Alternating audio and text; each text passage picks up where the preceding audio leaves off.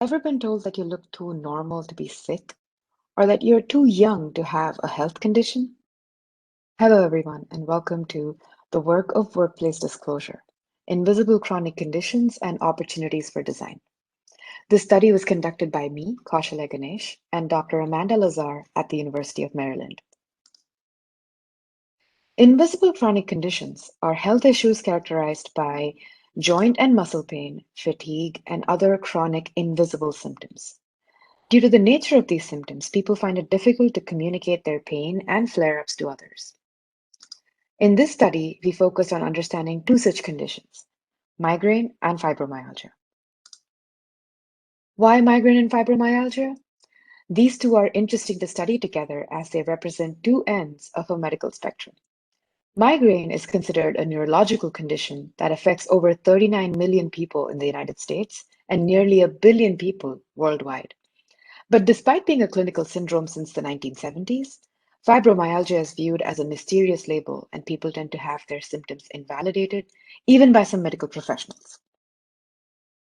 Sharing sensitive information on social media has been practiced on various platforms through campaigns like #MeToo, as studied by Gallagher R. et al. Past work has found that people are willing to practice support seeking and commiseration on Reddit, specifically due to the pseudonymous nature, that is, the option to remain anonymous except for a screen name for the profile. Our study also takes advantage of the honest and open dialogues that take place among people due to the pseudonymity. Researchers in HCI have studied disclosure in the past, but in the context of people's personal lives. For example, online dating, conversation with peers on Facebook, etc. This study, based on my master's thesis, is one of the first time Reddit conversations about invisible conditions have been studied in the context of a workplace. Due to the invisible nature of conditions like depression and anxiety, past work in psychology and psychiatry has found that employees feel vulnerable about disclosure. Another study explored the advantages of disclosing stigmatic invisible conditions like HIV. However, an Australian survey found that disclosure can lead to insensitive remarks and dismissive treatment at work for people with mental health problems. So, what we know from studies done outside of CSCW and HCI are the various workplace dilemmas that people experience when it comes to disclosure of health conditions. What is not known are the strategies used by people to conceal or disclose their invisible condition, or how technology might play a role in executing these strategies. And all these are answers that HCI researchers are equipped to study thanks to the availability of data from social media, as we saw in the previous slides. To fill this gap, we conducted a two-phase study. In the first phase, we analyzed experiences with disclosure and concealment to form the basis of our theory. In the second phase, we identified the ways in which technology might intervene, educate, and promote understanding for people who have invisible conditions. In phase one, we conducted a qualitative analysis of two subreddits, migraine and fibromyalgia. In phase two, we generated design concepts based on our findings from phase one, and then conducted semi-structured interviews. I'll share the methods and findings of phase one next. We started the search for data by looking for subreddits that discussed invisible chronic conditions. Our final data set consisted of these two subreddits because they had rich and experiential data about work, relationship between coworkers and employees, coworker-specific posts, and symptoms that cause difficulties at work. We used praw, a Python package, to look for these specific search terms, and then we used the posts and comments related to the workplace experience to tag and form a comprehensive list of codes. These codes formed our memos. I will share findings of phase one through the journey of Dodi. Dodi has an invisible chronic condition and works in an organization with several other coworkers. Should Dodi conceal or disclose their invisible condition at work? In our study, the efforts taken by someone to manage their condition at work was described in two main ways, through disclosure among people at work and by keeping their invisible condition concealed. I'll focus on disclosure of the invisible condition for now. Among the disclosure practices, we learned how Dodi could use 5 strategies, and among them, I will share 2 of them with you all today. Analogies to explain symptoms, and making the invisible visible. We found that people on Reddit shared different analogies and phrases they use at work to engage with their coworkers. This particular quote from Reddit highlights the need for analogies.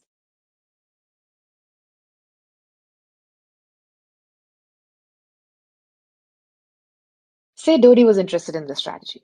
It demonstrated that if coworkers could understand what they were going through, disclosure could be achieved through the use of analogies. Other than chronic pain, cognitive symptoms loosely referred to as brain fog is common for people with migraine and fibromyalgia. In order to explain brain fog to others, Redditors used analogies that can mimic the physical or mental frustration experienced during a flare-up. These are some analogies that were shared by our Redditors.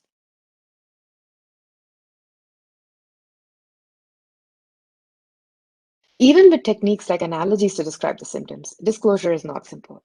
As in the case of this incident where the person was mistaken to be drunk due to speech slurring during a migraine attack. I found various instances where people just had to accept that they can't understand what they can't see. And these kinds of misconceived remarks are indicative of how invisible conditions can be misunderstood in the workplace setting. Sharing the experience of pain that is not visible to others was not always enough. Dodie was intrigued by this because if analogies fail, how should one go about disclosing their symptoms to others? By amplifying the conditions, like this person did, and letting others see and hear how painful the symptoms were, this and several other examples like this help Dodie understand what it means to reveal something that is not visible. Let's say Dodie decided not to disclose. These are the techniques Redditors describe for concealing their condition at work. The idea of keeping it together, hiding symptom management techniques, and obfuscating symptoms. I'll be focusing on hiding symptom management technique for now. As this example demonstrates, Redditors keep inconspicuous things at work to help manage symptoms without having to reveal anything to anybody. Things like fingerless gloves, warm sweaters, and snacks were things that Dodie could keep at work too. Pain management techniques and measures to hide symptoms were important to those who prefer to conceal their condition at work. As seen in the earlier example, inconspicuous items, that is not immediately associated with an invisible condition, when people were inside of others, were really helpful. We also found examples of how certain techniques were used to hide the pain. Such instances indicate that concealing invisible conditions is necessary for some.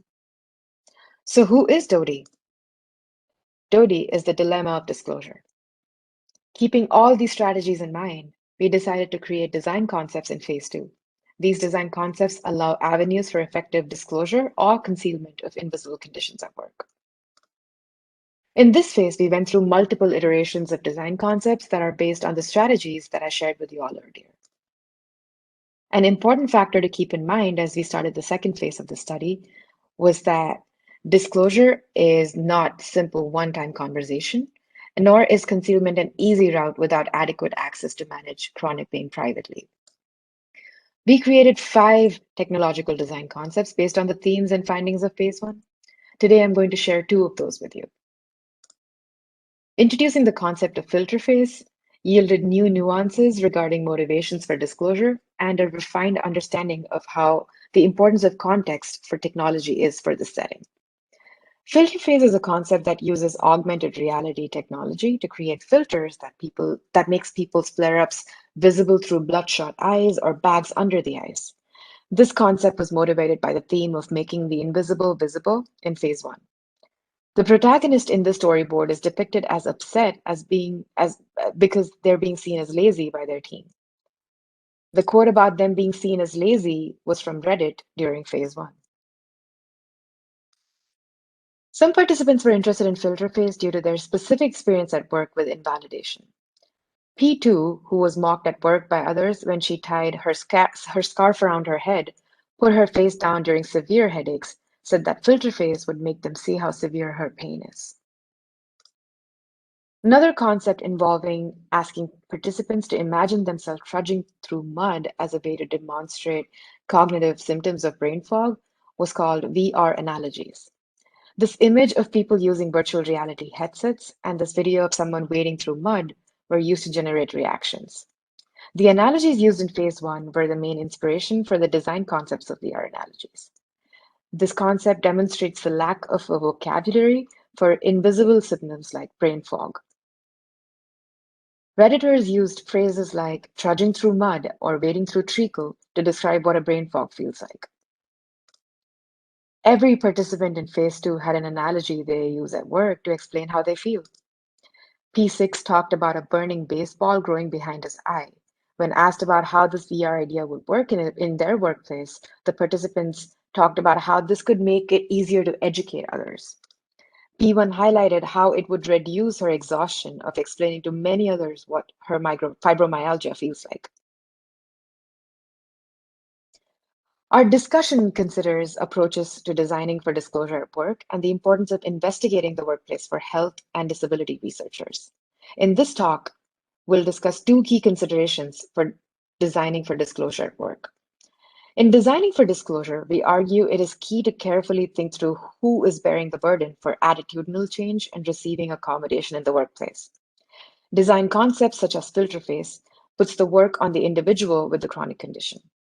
The benefit is that they can control the narrative. However, it is key to consider the ways in which it can be problematic to solely rely on individuals in tracking, reporting, and educating, as it can place the burden on an individual, especially when system level could potentially have much more significant effects. The lever of attitudinal change through design concepts such as VR analogies is one way of targeting the larger system. Rather than placing a burden on the individual, the employer could bear the responsibility of ensuring individuals understand what it is like to live with an invisible condition. Yet, promoting empathy through simulating a condition is not without its potential downsides. Research has discussed the problematic ways that disability simulators can provide a false sense of understanding, the experience of disability, and drive a focus on hardships. It is possible that disability simulators may represent a more promising direction for invisible chronic conditions, such as migraine and fibromyalgia, where people frequently experience others under-registering the existence or severity of their symptoms. Regardless, empathy cannot be relied on that alone. The ability to succeed in the workplace for others with invisible conditions should not rely on others' goodwill. Supporting and investigating civic and legal approaches to ensure people are protected at work are alternative approaches which are neither solely focused on individuals changing nor relying just on empathy.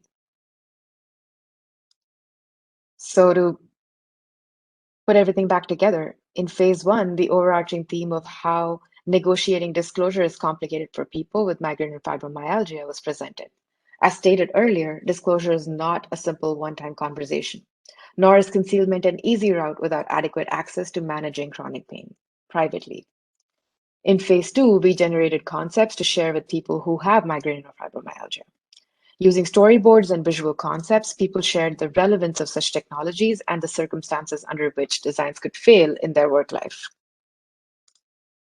Through the use of technology as an intervention at work, we believe that the designs generated for this study can be extended to apply for various user populations within the main target audience of working adults with invisible conditions. And that was the main goal of the study, to introduce a design research opportunity in HCI for a population living and working with invisible conditions.